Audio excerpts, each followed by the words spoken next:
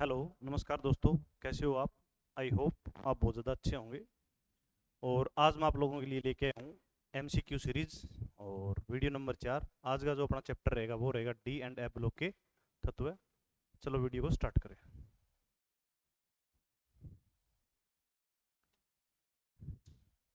अपना जो पहला क्वेश्चन है वो सवाल ये है कि संक्रमण तत्वों में 4D श्रेणी का तत्व कौन सा है। तो पहले तो अपन ये देख लेते हैं कि भाई 3D श्रेणी का इलेक्ट्रॉनिक विन्यास कहाँ से स्टार्ट होता है। 3D श्रेणी का इलेक्ट्रॉनिक विन्यास कहाँ से स्टार्ट होता है? तो ये होता है 21 से, परमाणु क्रमांक 21 से लेके परमाणु क्रमांक 30 तक। और जो 4D श्रेणी है उसका इलेक्ट्रॉनिक विन्यास होता है 39 से लेके और 48 तक। तो अपने को पूछा है 4D श्रेणी का तो कौन सा है, ये सवाल है ना अपना। 4D श्रेणी का कौन सा है, तो इसका मतलब 47 से पहले जो एक कम परमाणु क्रमांक है वो कौन सा है, 47।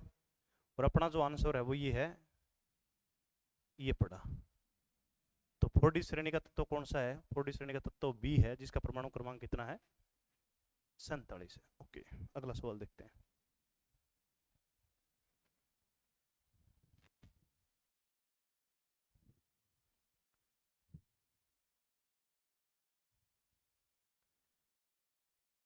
अगला सवाल अपना ये रहा।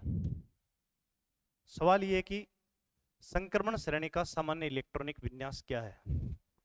तो पहले तो अपन ये देखेंगे भी संक्रमण श्रेणी है कौन सी। तो देखें अपन भी संक्रमण जो श्रेणी है ना उसका अर्थ है डी ब्लॉक के तत्व। क्या अर्थ है उसका? डी ब्लॉक के एलिमेंट। डी ब्लॉक के तत्वों को तो अपन संक्रमण श्रेणी कहते हैं। और इसका जो इलेक्ट्रॉनिक विन्यास रहेगा वो कहां से स्टार्ट रहेगा, वो रहेगा n-1 D1 से 10 और ns1 से 2। और इसमें कितनी श्रेणियां हैं वो देख लो आप। इसमें 4 श्रेणियां हैं। कितनी श्रेणियां हैं? 4 श्रेणियां हैं इसमें। पहली जो श्रेणी है वो है 3D श्रेणी, दूसरी जो श्रेणी है वो है 4D श्रेणी, तीसरी जो श्रेणी है वो है 5D। ये तीन तो है कंप्लीट। और चौथी जो श्रेणी है वो है 6D श्रेणी। और अपने इस जो प्रश्न का आंसर है वो रहेगा ये वाला। आ गया समझ में? गुड, अगला प्रश्न देखते हैं।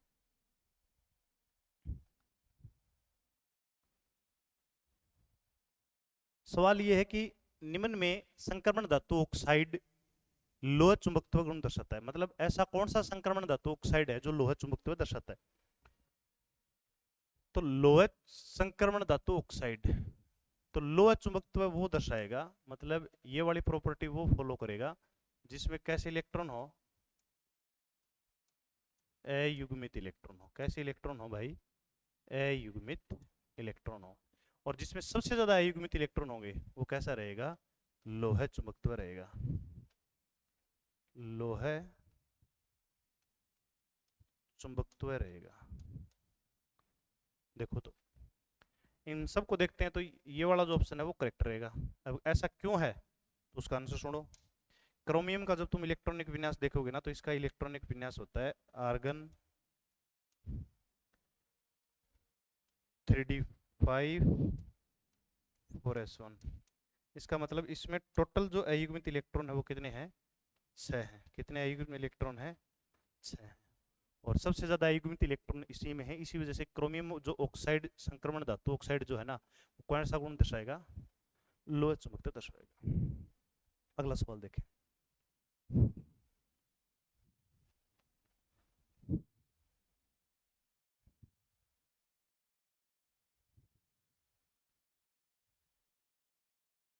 सवाल यह है कि निम्न में से किसमें धात्विक आबंध सबसे अधिक शक्तिशाली होता है। भी 4 ऑप्शन दे रखे हैं, 4 डी ब्लॉक के एलिमेंट दे रखे हैं और सवाल ये पूछा है कि सबसे अधिक शक्तिशाली धात्विक आबंध किसमें होगा। तो देखो धात्विक आबंध जो है वो किस पर निर्भर करता है? अयुग्मित इलेक्ट्रॉन की संख्या, समानुपाती बंध सामर्थ्य जितने ज्यादा अयुग्मित इलेक्ट्रॉन होंगे उतना ज्यादा बंध सामर्थ्य होगा, और बंध सामर्थ्य किस पर निर्भर करता है, और जितना ज्यादा बंध सामर्थ्य होगा धात्विक बंध उतना ही तगड़ा होगा, उतना ही ज्यादा स्ट्रॉन्ग होगा।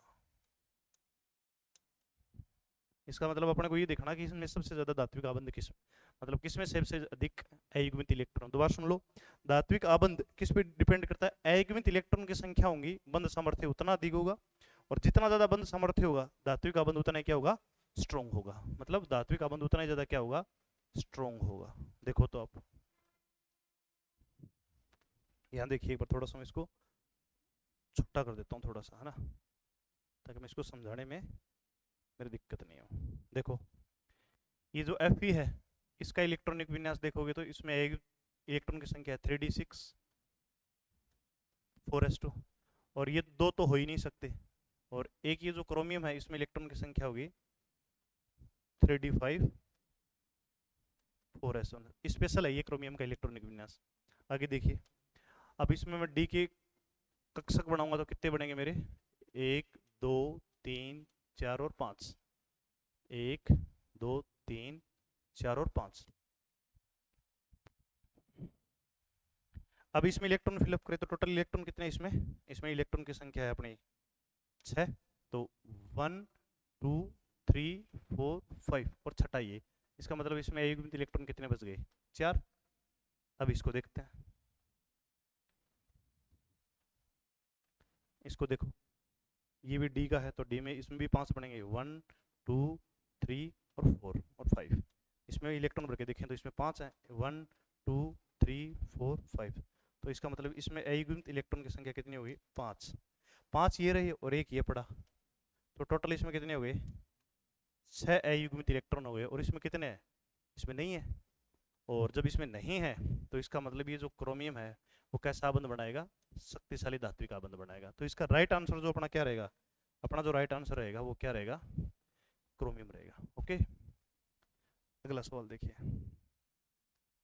बहुत महत्वपूर्ण सवाल है, ध्यान से देखिए।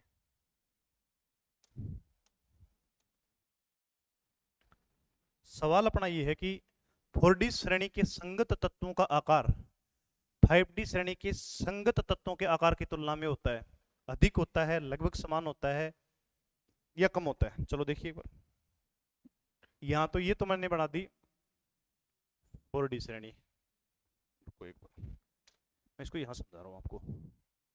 ये तो मैंने बना दी 4D श्रेणी, और इसका एक एलिमेंट मैंने ले लिया x, और ये मैंने बना दी 5D श्रेणी, और इसका एक एलिमेंट ले लिया y।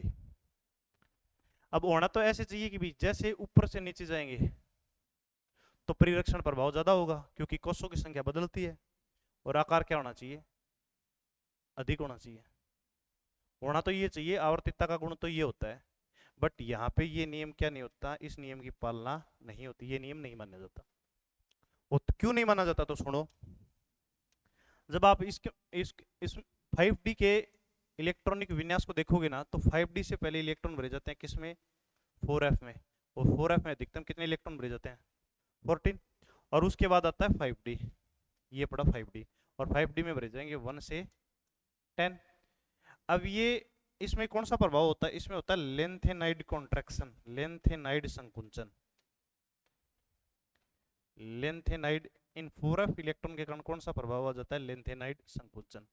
इस लेंथेनाइड संकुचन के कारण ये परिरक्षण प्रभाव को क्या कर देते हैं, कम कर देते हैं, परिरक्षण प्रभाव को क्या कर देते हैं, कम कर देते हैं। और जैसे परिरक्षण प्रभाव कम होगा तो इसका जो आकार है ना वो किसके बराबर हो जाएगा, लगभग किसके बराबर हो जाएगा, 4D श्रेणी के संगत एलिमेंट के बराबर हो जाएगा, किसका, 5D का। दोबारा सुन लीजिए, होना तो ऐसे चाहिए कि भाई ऊपर से नीचे जाएंगे ना एक वर्ग में तो आकार बढ़ना चाहिए, बट आवर्तिकता के इस नियम को यहाँ पे मानने, ये नियम नहीं माना जाता।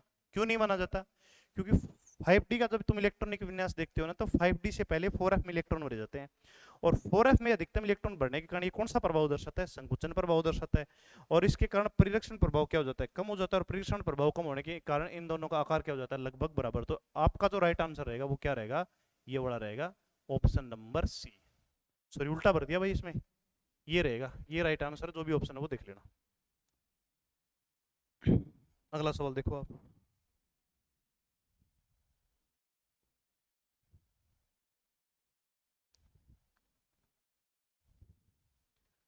सवाल आपके सामने ये रहा। सवाल ये है, सवाल ये है कि कुछ संक्रमण तत्वों की धात्विक त्रिज्याएं नीचे दी गई हैं, मेटॉलिक रेडियस दी गई हैं, इन तत्वों में किसका घनत्व उच्चतम होगा, बताइए। तो आप लोग एक बात दिमाग में सेट कर लो, अपने नोट करके ही दिमाग में रख लेना। बहुत बढ़िया बात बताने जा रहा हूं, क्या बात है वो सुनना आप पहले तो। धात्विक त्रिज्या जो है ना, घनत्व जो है, डेंसिटी जो है, वो धात्विक त्रिज्या के क्या होता है, समानुपाती होता है। जितनी ज्यादा धात्विक त्रिज्या होगी, धात्विक रेडियाई होगी, त्रिज्या होगी, घनत्व उतना ही क्या होगा, ज्यादा। अब जिसकी धात्विक त्रिज्या ज्यादा है उसका घनत्व क्या रहेगा, ज्यादा। तो इसकी 126 है, इसकी 125 है, इसकी 125 है, सबसे ज्यादा किसकी है, कॉपर की। तो इसका मतलब सबसे अधिक डेंसिटी किसका होगा, कॉपर का। तो इसका राइट आंसर रहेगा डी। इस बात को ध्यान रखें, घनत्व समानुपाती धात्विक त्रिज्या, जिसकी धात्विक त्रिज्या जितनी अधिक होगी उसका घनत्व उतना ही अधिक होगा। अगला सवाल देखते हैं।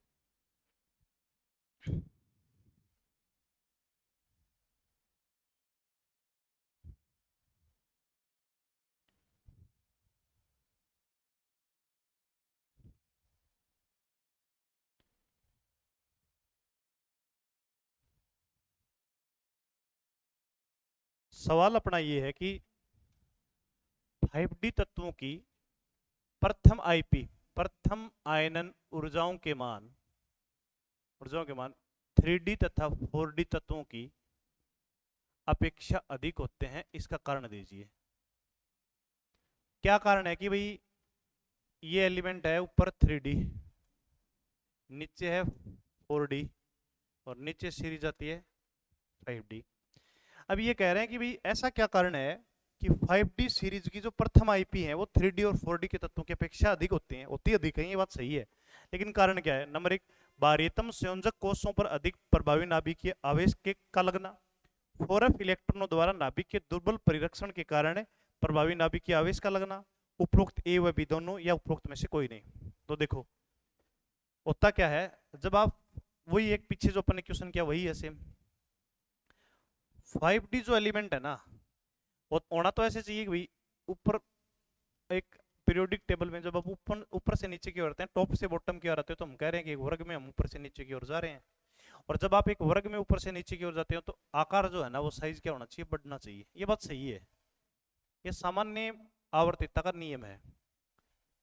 बट ये जो नियम है ना, ये 3D 4D तक तो सही है, लेकिन ये 5D में लागू नहीं होता। मतलब आप इस नियम की तो बात ही मत करो, इस नियम के अनुसार तो आप ये कर ही नहीं पाओगे। तो होगा क्या वो देखो आप एक बार।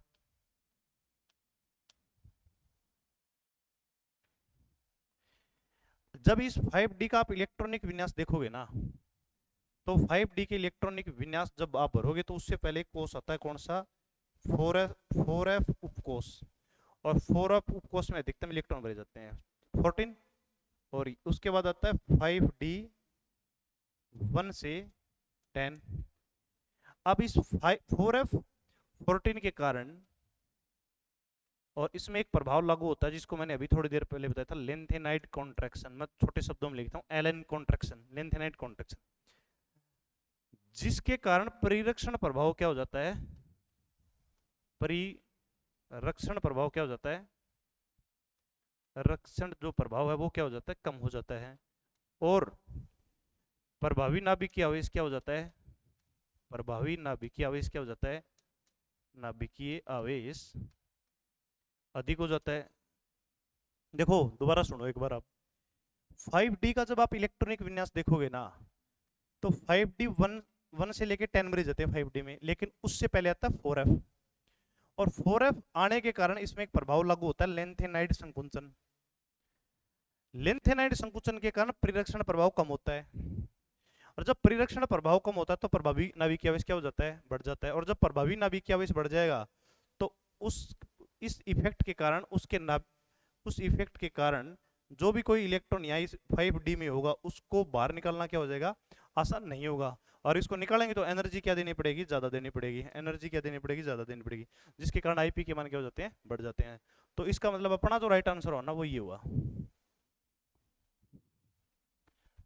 आप चाहो तो इसका स्क्रीनशॉट ले सकते हो। अगला सवाल देखिए, ये बढ़िया सवाल है। आपको मैं एक बात बता दूं, ये जो संक्रमण श्रेणी के जो एलिमेंट होते हैं ना, इनके जो सामान्य नियम होते हैं वो लागू होते ही नहीं इनके ऊपर। अगला सवाल ये है कि डी ब्लॉक के तत्वों के प्रथम आयनन विभव का क्रम क्या है। चार एलिमेंट दे दिए, इनका क्रम क्या है। सबसे ज्यादा जिंक का रहेगा, फिर फेरस का रहेगा, फिर कॉपर का रहेगा, फिर किसका रहेगा, क्रोमियम का। ये आपको भाई साहब याद ही रखना पड़ेगा, इस ऑर्डर को तो आप याद ही रख लीजिए। सबसे ज्यादा जिंक का, फिर फेरस का, फिर कॉपर का, और फिर क्रोमियम का। एक बात और लीजिए, मैं थोड़ा बता देता हूँ आपको। क्रोमियम का इलेक्ट्रॉनिक विन्यास भी पता होना चाहिए, और उसका जो इलेक्ट्रॉनिक विन्यास है वो है आर्गन 3d5 4s1। और जो कॉपर है उसका इलेक्ट्रॉनिक विन्यास है आर्गन 10 4s1। दो अपवाद हैं ये। अगला सवाल देखते हैं, देखिए अगला सवाल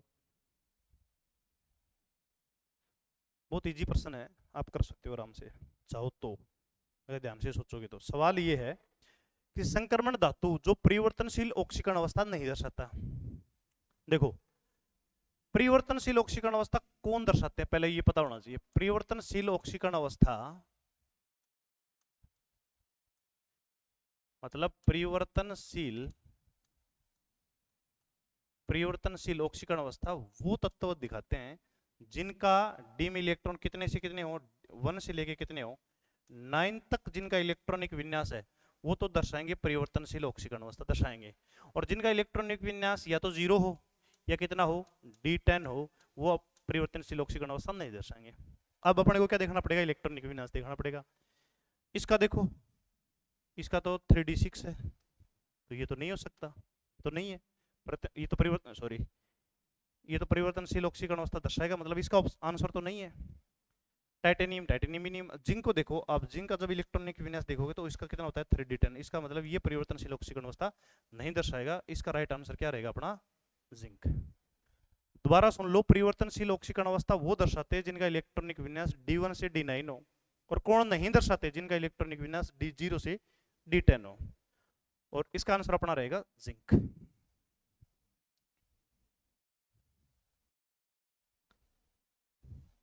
आप सवाल देखो एक बार, क्या आपको आ रहा है।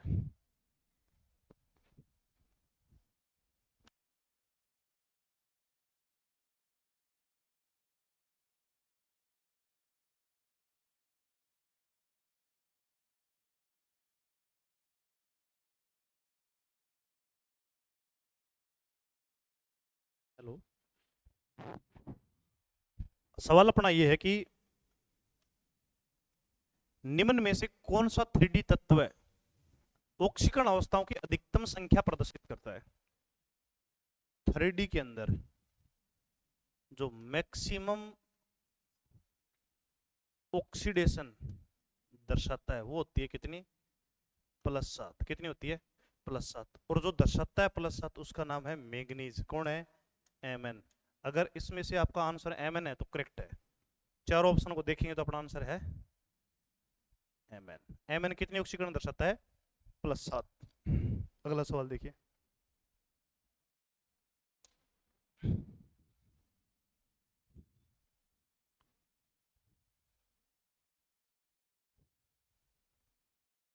एक बार तो आप सवाल देख लो, ठीक है।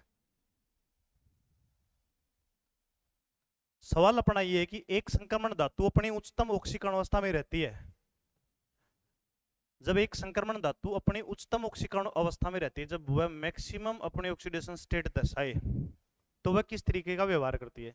नंबर 1, शोधन अभिक्रमक की भांति, संयोजक यौगिक में केंद्रीय धातु के रूप में, या ऑक्सीकारक की भांति, या अपचायक की भांति।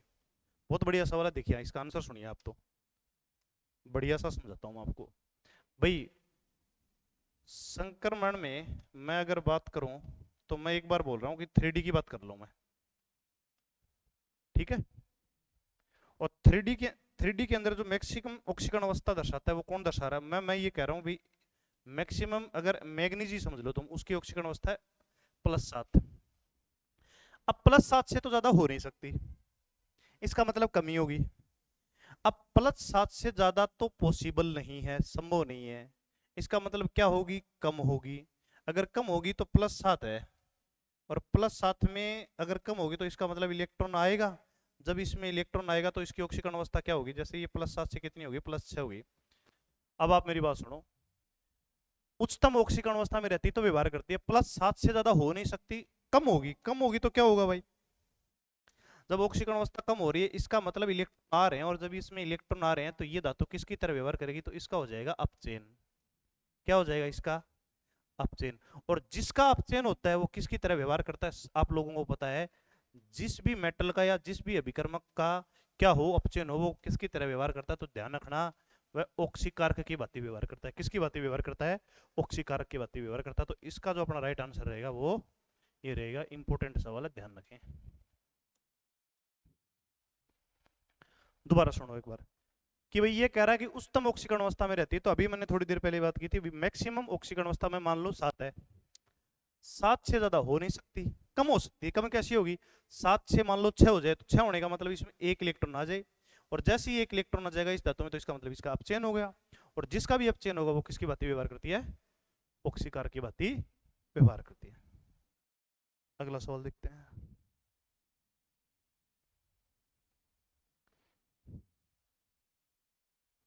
देखो, आयनों के निम्न निम्न युग्मों के बीच भाई दो का जोड़ा है, जलीय विलयन में न्यूनतम ऑक्सीकरण अवस्था दूसरे की अपेक्षा किसमें अधिक स्थायी होती है। तो चार ऑप्शन को देखते हैं। ये वेनेडियम है, वेनेडियम ऑक्साइड है, ये क्रोमियम के ऊपर +2 चार्ज है, ये इसके ऊपर 3 चार्ज है, ये कॉपर के ऊपर +1 चार्ज है, ये कॉपर के ऊपर 2 चार्ज है। देखो अब कौन सी ज्यादा स्थायी होती है और क्यों होती है वो देख लो। तो सुनो एक बार, इसका तो राइट आंसर तो यही रहेगा। पहले तो मैं तुम्हें बता दूं, इसका राइट आंसर रहेगा Ti+ जो है ना वो Ti+3 से अधिक ज्यादा स्थायी क्यों है। जब भी धातु Ti+ के रूप में आपको देखने को मिलेगी, प्लस के रूप में मिलेगी, तो पक्के ये कितने इलेक्ट्रॉन ग्रहण करेगी, पक्के ये इलेक्ट्रॉन ग्रहण करेगी 2। और किस में कन्वर्ट हो जाएगी ये, Ti+ में, Ti+ में। तो इसका मतलब अपना जो राइट आंसर रहेगा वो क्या रहेगा, ये वाला रहेगा।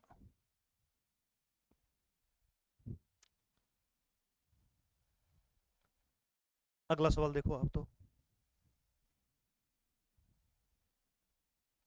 सीधा सा याद रखने वाला ही सवाल है कि भी डी ब्लॉक के तत्वों में सबसे अधिक घनत्व किसका, डेंसिटी किसका है। तो ध्यान रखना, डी ब्लॉक के तत्वों में जो सबसे अधिक घनत्व है वो रहेगा आपका किसका, OS का। किसका रहेगा, ओस्मियम का। इसका नाम और बता देता हूं मैं, इसका जो नाम है वो क्या है, ओस्मियम है। क्या है, ओस्मियम। सिंपल सा प्रश्न है, याद रखने वाला सवाल है, ज्यादा डिफिकल्ट है नहीं।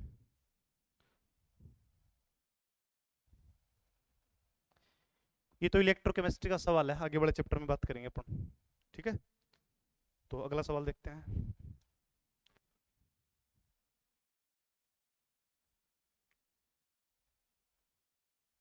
देखो अब सवाल,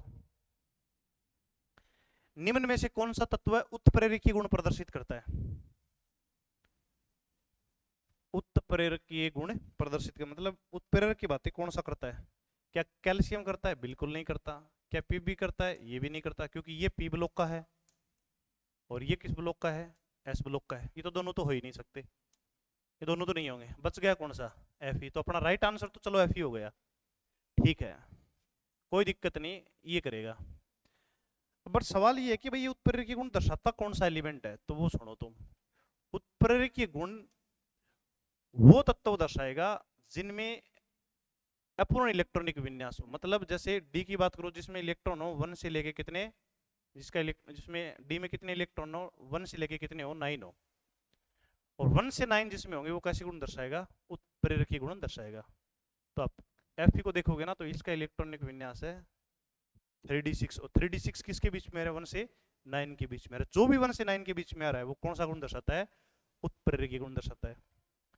और कहा, एक मैं रिएक्शन और बता देता हूँ आपको याद रहे तो, जैसे एक नाइट्रोजन ले लिया अपन, और यहाँ मैं ले रहा हूँ हाइड्रोजन, और दोनों की स्टेट में है, गैस स्टेट में। जब इन दोनों की रिएक्शन करवाओगे तो NH3 बनेगा। कितने मोल बनेगा, 2 मोल बनेगा। ये इस प्रोसेस का नाम है हेबर विधि। कौन सी विधि है, हेबर प्रोसेस। हेबर विधि द्वारा किसका निर्माण किया जाता है, अमोनिया का निर्माण किया जाता है। एक तो सीधा ही अमोनिया का निर्माण किया जाए तो प्रोडक्शन कम होगा। जैसे ही ऊपर कौन सा कैटलिस्ट रख दें, Fe रख दें, तो इसके घटने की दर और इसके बढ़ने की दर क्या हो जाती है, बढ़ जाती है। किस उत्प्रेरक के कारण, एफ उत्प्रेरक के कारण। याद रह जाएगा, इसका आंसर क्या रहेगा, एफ। अगला सवाल देखते हैं।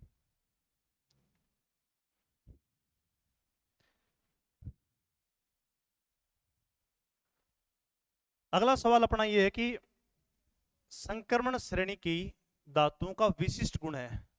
अब विशिष्ट गुण कौन सा है, चलो पहले तो पढ़ते हैं इनको, है कौन कौन से ये परिवर्तित ऑक्सीकरण अवस्था दर्शाते हैं, बिल्कुल सही दर्शाते हैं। ये सभी धातु उत्प्रेरक की बातें व्यवहार करते हैं, बिल्कुल करते हैं। ये रंगीन यौगिक बनाते हैं, हाँ जी बिल्कुल, कलरफुल यौगिक बनाते हैं। तो इसका मतलब उपरोक्त सभी चारों गुण दर्शाते हैं, तो इसका राइट आंसर हो गया उपरोक्त सभी। अगला सवाल देखिए आप तो,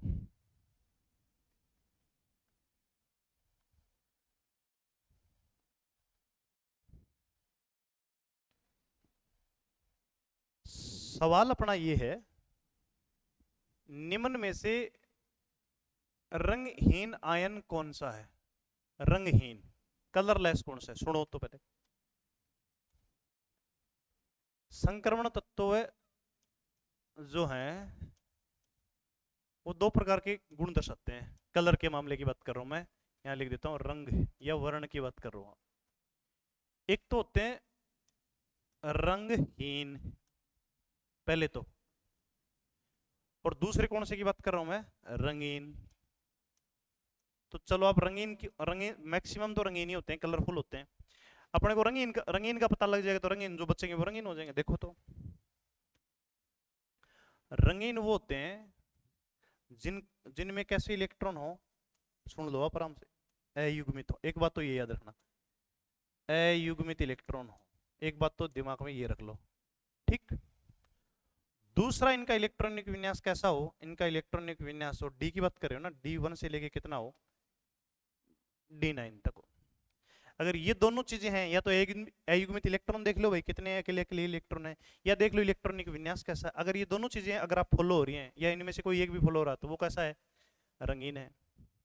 रंगहीन कैसे होंगे, जिनका इलेक्ट्रॉनिक विन्यास कैसा हो, D10 हो, या क्या हो, D0 हो। ऐसा है तो ये कैसे होंगे, रंगीन होंगे। अब देखते हैं इसमें कौन सा है। अब कॉपर प्लस को देखो, तो इसका इलेक्ट्रॉनिक विन्यास रहेगा 3D10 4s0, में +1 की बात कर रहा हूं। इसका रहेगा 3D9 4s0। और निकल और Fe इनके भी डी में कुछ ना कुछ होगा। इसका मतलब अपने को तो रंगहीन देखना है, तो जिसका क्या हो, D10 हो। तो देख लो D10 कौन से का है, D10 जो है वो किसका है, कॉपर का है। तो अपना जो राइट आंसर रहेगा वो क्या हो जाएगा, अपना जो राइट आंसर रहेगा वो क्या हो जाएगा, ये वर्ड अपने को मिल ही गया। तो अपना आगे फालतू की माथापची क्यों ही करे। तो जिसका भी D10 होगा वो कैसा होगा, रंगहीन होगा। और रंगीन कैसे होंगे, जिनका अयुग्मित इलेक्ट्रॉन हो या मैं कहूं जिनका इलेक्ट्रॉनिक विन्यास D1 से D9 हो। अगला देखो आप,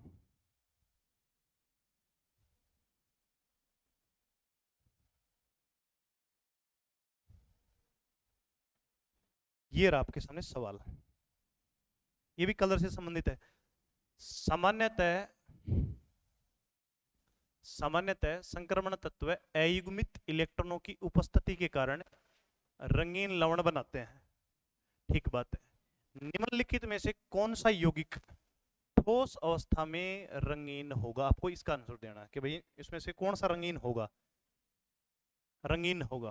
तो रंग, इसका मतलब है 4 ऑप्शन है, तो 3 पक्के ही रंगहीन होंगे। तो देख लेते हैं इलेक्ट्रॉनिक विन्यास। जब आप इसका इलेक्ट्रॉनिक विन्यास देखोगे ना, तो पहले तो ये टूटेगा कैसे, ये टूटेगा 2Ag प्लस, और प्लस में किस में टूटेगा, SO4 नेगेटिव 2। इसका मतलब Ag पे प्लस है। इसका जो इलेक्ट्रॉनिक विन्यास देखोगे, तो मैं पूरा तो नहीं लिखूंगा, खाली आपको समझाने के लिए लिखता हूँ। ये है 4D का, इसमें कितने होंगे 10। इसका मतलब ये तो रंगीन नहीं होगा। इसको देखो आप, इसको जब देखोगे तो आप लिखोगे Cu +2 +2F नेगेटिव। और इसका इलेक्ट्रॉनिक विन्यास देखिए ना, Cu +2 का, तो इसका हो जाएगा 3D9 4s0। इसका मतलब इसमें कैसे इलेक्ट्रॉन है, अयुग्मित इलेक्ट्रॉन है पक्का। और कितने इलेक्ट्रॉन है युग्मित, वो देख लेते हैं अपन। मैं डी को बना के देख लेता हूँ हैं कितने।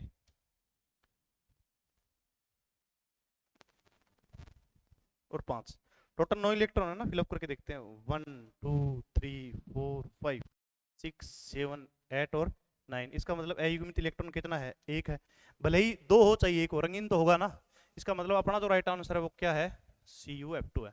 इसको देखोगे ना तो इसका इलेक्ट्रॉनिक विन्यास आपको मिलेगा 3d10, और इसका मिलेगा, इसका भी कितना मिलेगा 3d10। तो अपना आंसर रहेगा CuF2। अगला सवाल देखते हैं, तब तक आप इसका स्क्रीनशॉट ले सकते हो। देखिए सवाल।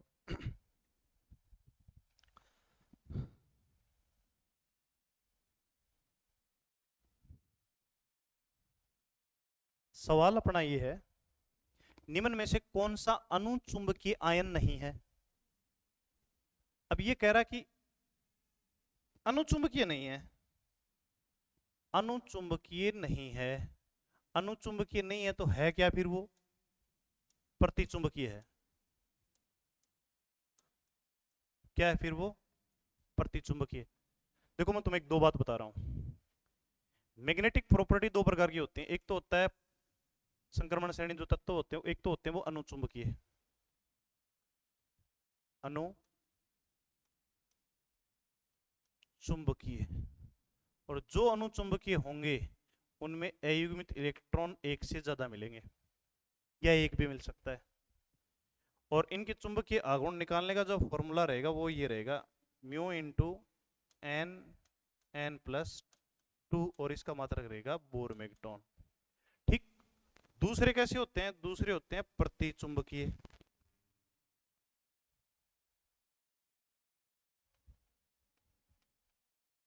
जो प्रतिचुंबकीय होंगे उनमें अयुग्मित इलेक्ट्रॉन की संख्या कितनी होगी, उनमें अयुग्मित इलेक्ट्रॉन की संख्या 0 होगी, मतलब होंगे ही नहीं। अब देख लेते हैं अयुग्मित इलेक्ट्रॉन की संख्या, और अनुचुंबक अयुग्मित इलेक्ट्रॉन की संख्या एक से ज्यादा है, इसका मतलब एक बात और ध्यान रखना, इनका इलेक्ट्रॉनिक विन्यास जो है ना वो मिलेगा आपको 3d1 से 3d9, और इनका इलेक्ट्रॉनिक विन्यास मिलेगा आपको 3d10।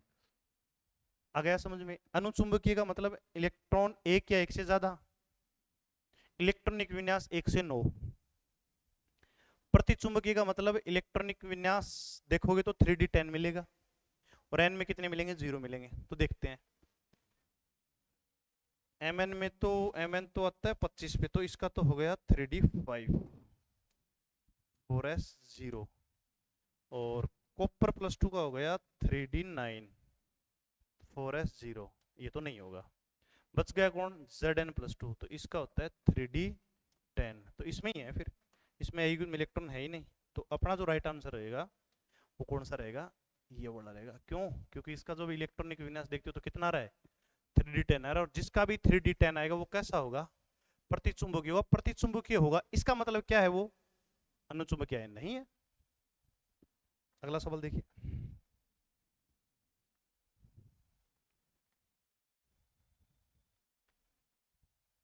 पीछे वाले सवाल का रिवर्स है, कुछ नहीं है। सवाल ये है कि निम्न में अनुचुंबकीय आयन कौन सा है, कि भाई कौन सा अनुचुंबकीय है, अनुचुंबकीय आयन कौन सा है। तो अभी बताया था कि जिसमें अयुग्मित इलेक्ट्रॉन हो, तो इसमें कितने होंगे, इसमें तो होंगे 3d10, नहीं होगा। इसका इलेक्ट्रॉनिक विन्यास कितना होगा, 3d10, ये भी नहीं होगा। और Ag+ का इलेक्ट्रॉनिक विन्यास कितना होगा, 4d10, ये भी नहीं होगा। ये तीन तो नहीं होंगे। निकल कितने पे आता है, देखो आप, मैं आपको एक बात बता रहा हूँ, बहुत सिंपल सी लाइन है। अब यहां से देखो, ये तो Mn है, और Mn के बाद आता है फेरस, फेरस के बाद आता है कोबाल्ट, कोबाल्ट के बाद आता है निकल, निकल के बाद आता है कॉपर, और कॉपर के बाद आता है जिंक। तो अपने को तो किसका देखना है, अपने को तो निकल का देखना है। निकल कितने पे आता है, 28 पे आ रहा है। निकल का इलेक्ट्रॉनिक विन्यास जब आप देखते हो ना तो इसका होता है 3d8 4s2। लेकिन हमें तो भैया Ni+2 का देखना, जब Ni+2 का देखोगे ना तो इसका इलेक्ट्रॉनिक विन्यास हो जाएगा 3d8 4s0, 4s0। और अब डी में देखोगे कितने अयुग्मित इलेक्ट्रॉन है, तो मैं एक बार बना के देख लेता हूँ, 1 2 3 और 4, तो टोटल 8 है ना, तो फिलअप करके देखते हैं, 1 2 3 4 5 6 7 8। इसका मतलब अपने पास जो अयुग्मित इलेक्ट्रॉन है वो कितने हो गए, 2 हो गए। भाई एक हो चाहिए, और जिसमें भी अयुग्मित इलेक्ट्रॉन होंगे पक्का ही वो क्या होगा, पक्का ही वो क्या होगा, अनुचुंबकीय आयन होगा। तो अपना जो राइट आंसर है वो क्या रहेगा, Na+2। आ गया समझ में, वेरी गुड। अगला सवाल देखते हैं।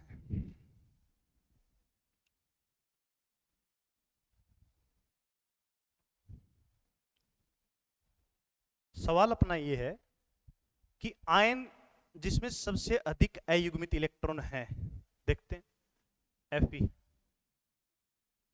Fe का इलेक्ट्रॉनिक विन्यास देखो तो Fe कितने पे आता है, Fe आता है 26 पे, तो 3 निकल गए, तो कितने बच जाएंगे इसमें, इसमें बच जाएंगे भाई 3d5 4s0, और इसमें अयुग्मित इलेक्ट्रॉन की संख्या कितनी हो जाएगी,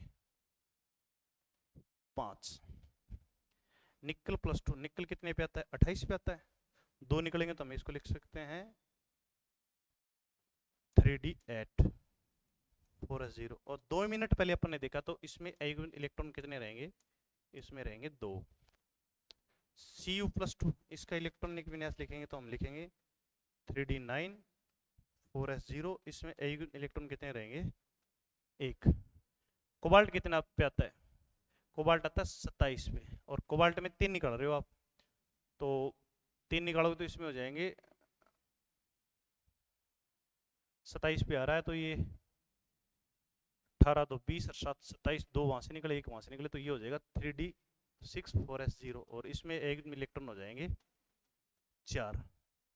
सबसे ज्यादा एक इलेक्ट्रॉन किसमें है, Fe+3 में, तो आपका जो राइट आंसर क्या रहेगा, एक इलेक्ट्रॉन किसमें रहेंगे, Fe+3 आयन में रहेंगे।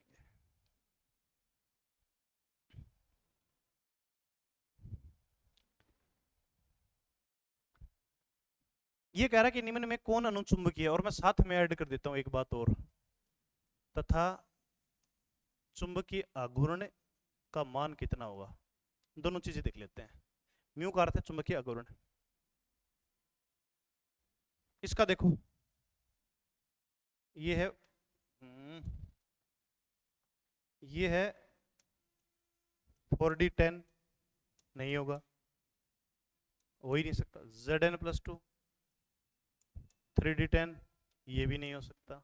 ये है Cu+2 3d9, ये होगा। राइट आंसर तो ये हो गया अपना। अब मैं तो आपको ये बताना चाह रहा हूँ कि भाई इसमें का चुंबकीय आघूर्ण होगा कितना, तो आप 3d9 मतलब लिख रहे हो आप कॉपर +2, आप लिख रहे हो इसका इलेक्ट्रॉनिक विन्यास, तो आप लिख रहे हो आर्गन 3d9 4s0। देखो आप आराम से,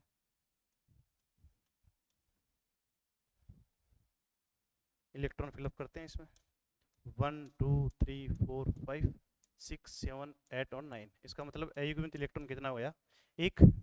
तो फॉर्मूला क्या है, mu is equal to √n × n+2, 1 × 1+2, 1+2 कितने हो गए, √3, और √3 का जो मान आएगा वो रहेगा एक, √3 का जो मान आएगा वो रहेगा 1.732 बोर मैग्नेटॉन। मैंने ऐड कर दिया था सवाल साथ में कि भाई अनुचुंबकीय होगा वो तो ठीक है, साथ में आपको ये और बताना है कि म्यू का मान कितना रहेगा, तो म्यू का मान रहेगा 1.732 बोर मैग्नेटॉन। चलो अगला सवाल देखते हैं।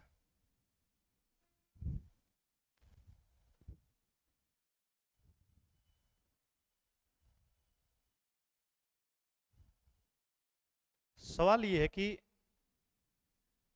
प्रतिचुंबकीय आयन है।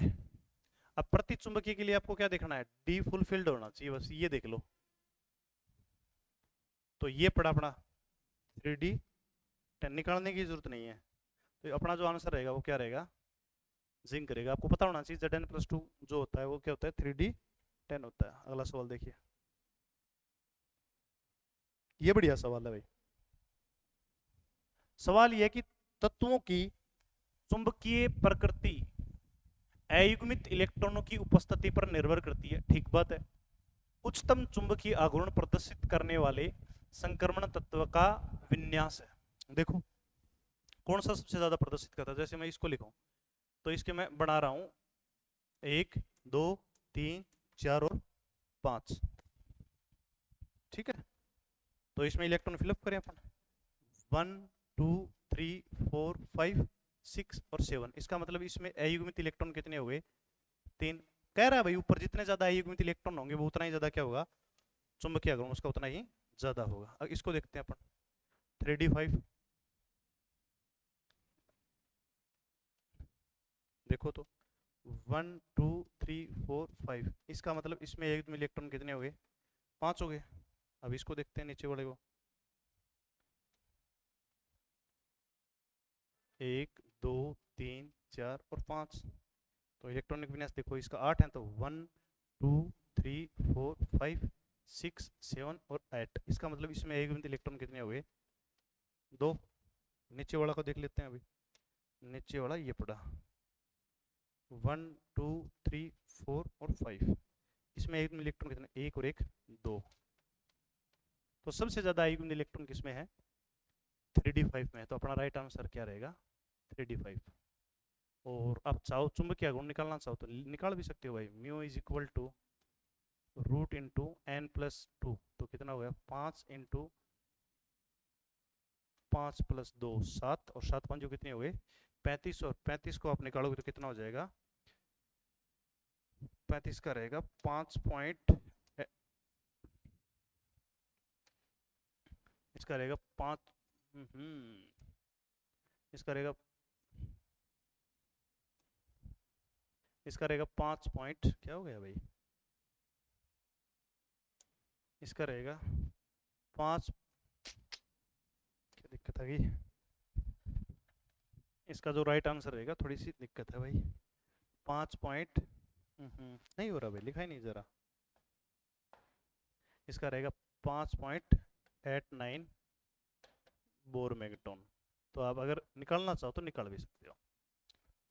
आया सवाल समझ में, ओके। अगला सवाल देखते हैं। अपने सवाल हो गए 25, वीडियो हो गई अपनी लंबी। और ये देखो, चलो करते हैं ये सवाल, है ना।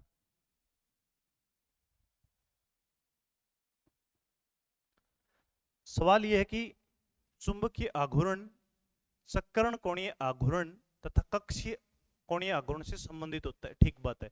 Cr+3 केवल चुंबकीय आघूर्ण है, तो बताओ Cr+3 का चुंबकीय आघूर्ण कितना होगा। तो देखते हैं Cr+3 क्रोमियम+3, तो क्रोमियम में से 3 इलेक्ट्रॉन निकाल दो, तो 3 इलेक्ट्रॉन निकालोगे तो इसका इलेक्ट्रॉन ये नहीं हो जाएगा भाई, इसका होता है 3d5 4s1, एक s में से निकल जाएगा, 2 d में से निकल जाएंगे, तो पीछे बच जाएंगे इसमें 3d3, कितना बच जाएगा 3d3 4s0।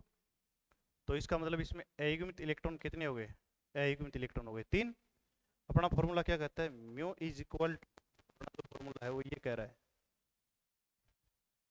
अपना फॉर्मूला ये कह रहा है n into N plus 2, N की जगह 3 रख दो, तो हम रखेंगे तो क्या आएगा 3 इंटू, सॉरी 2 इंटू, क्या हो गया गड़बड़ हो गई, 3 इंटू 3 प्लस 2, तो 3 और 2 5, 5 को 3 से मल्टीप्लाई करोगे 15, तो ये आ गया √15। √15 क्या, मैं लगा दूं bm, और √15 की जो एक्चुअल वैल्यू है वो रहेगी 3.87 बोर मेगाटन। आप चाहो तो निकाल के देख सकते हो। इसका मतलब अपना जो राइट आंसर रहा वो रहा ये। अगला सवाल देखते हैं, बहुत सिंपल सवाल है भाई। सवाल ये कि निम्न में से कौन सा तत्व है, कॉपर, लिए लिखा कॉपर, Cu के साथ मिश्रित होकर यहां क्या आएगा और क्या बना लेता है, पित्तल बना लेता है। कह रहा है कि भाई कॉपर के साथ किसको मिलाओगे, लेड को मिलाओगे, सिल्वर को मिलाओगे, जिंक को मिलाओगे, एंटीमनी को। तो आंसर अपना क्या रहेगा, जिंक। तो कॉपर के साथ आप क्या मिला दो, जिंक मिला दो, क्या प्राप्त हो जाएगा आपको, पित्तल प्राप्त हो जाएगा। क्या प्राप्त हो जाएगा? पित्तल प्राप्त हो जाएगा। तो राइट आंसर क्या रहा अपना? जिंक रहा। ओके, नेक्स्ट सवाल देखते हैं। ये भी याद रखने वाला ही सवाल है। ये कह रहा है कि भाई मर्क्यूरस आयन का सूत्र क्या होगा? याद ही रख लेना भाई आप, तो इसका फॉर्मूला रहेगा Hg2+2। ये रहेगा इसका आंसर, तो अपना ऑप्शन रहा ये। ओके, अगला सवाल देखते हैं। बढ़िया सवाल अगला। पोटेशियम परमैंगनेट, मतलब ये कह रहा है कि MnO4, ठीक, उदासीन, न्यूट्रल, क्षारीय तथा अम्लीय माध्यम में एक ऑक्सीकारक का कार्य करता है। सही बात है, ऑक्सीकारक का कार्य करता है। अंतिम उत्पाद के रूप में इससे इन 3 दशाओं में प्राप्त होते हैं। भाई जब आप KMnO4 को लेगो किस माध्यम में लोगे? न्यूट्रल माध्यम में, N से लिख रहा हूं, तो आपको प्राप्त होगा MnO2। ठीक, देखो MnO2 किस किस जगह है? एक तो ये पड़ा और एक ये पड़ा। इन दोनों, ये तो नहीं होंगे अब आंसर। अगला, KMnO4 को जब आप किसके साथ लोगे? KMnO4 को लोगे आप बेस में। बेस मतलब समझते हो आप? क्षारीय माध्यम में लोगे। जब आप क्षारीय माध्यम में लोगे तब भी आपको क्या प्राप्त होगा? MnO2 प्राप्त होगा। देखो किसमें है MnO2? इसमें है। इसका मतलब ये भी नहीं है अपना आंसर, ये तीनों ही नहीं है। चलो एक चीज और देख लेते हैं। और जब आप इसको किस में लोगे? एसिड मीडिया में लोगे। किस में लोगे? एसिड मीडिया में लोगे। तब क्या प्राप्त होगा आपको? तब आपको प्राप्त होगा Mn+2। मेरे पास जगह नहीं है भाई, मैंने इसको ऐसे लिख दिया है, आपको समझ में आया हो तो ये रहा। तो कुल मिला के अपना जो राइट आंसर रहा, वो राइट आंसर क्या रहा? ये रहा। आ गया समझ में? स्क्रीनशॉट ले सकते हो। अगला सवाल देखते हैं।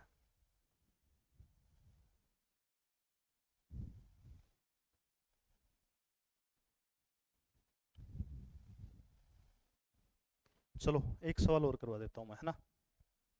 बढ़िया सा सवाल है, देखो आप। सवाल यह है कि अम्लीय माध्यम में एक रेडोक्स अभिक्रिया में, रेडोक्स का मतलब होता है जहां ऑक्सीकरण व अपचयन दोनों एक साथ संपन्न होते हैं, 1 मोल MnO4 नेगेटिव कितने मोल इलेक्ट्रॉन ग्रहण करता है? देखिए, एक रेडोक्स अभिक्रिया में, और माध्यम कौन सा दे रखा है? अम्लीय। तो मैं कह रहा हूं कि मेरे पास KMnO4 है, और अगर मेरे पास एसिड मीडिया हो, एसिड मीडिया के लिए मैं लिख लूँ यहाँ पे H2SO4 हो, तो ये दोनों रिएक्शन करके क्या बना लेंगे? यहाँ पे बना लेगा ये MnSO4, मैग्नीशियम सल्फेट बना लेगा। अभी कह रहा है कि भाई ये अपॉपचय रिएक्शन है, मतलब रेडॉक्स रिएक्शन है, और MnO4 नेगेटिव कितने मोल इलेक्ट्रॉन ग्रहण करेगा इस रिएक्शन को कंप्लीट करवाने में? तो देखते हैं, ऑक्सीडेशन स्टेट निकालनी पड़ेगी, इसका मतलब साफ है। इसके ऊपर चार्ज है -2, तो ये हो गया टोटल -8। इसके ऊपर +1, तो इसका मतलब ये कितना आएगा? +7 आएगा।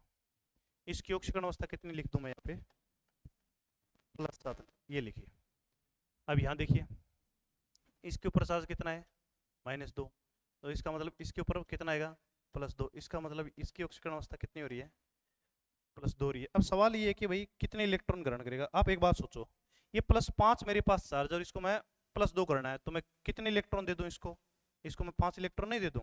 बिल्कुल, क्या दिक्कत है? कोई दिक्कत नहीं है। इसको हम कितने इलेक्ट्रॉन दे दें?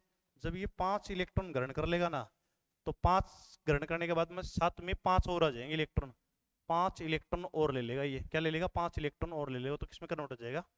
+2 में। दोबारा देखो एक बार आप, है ना?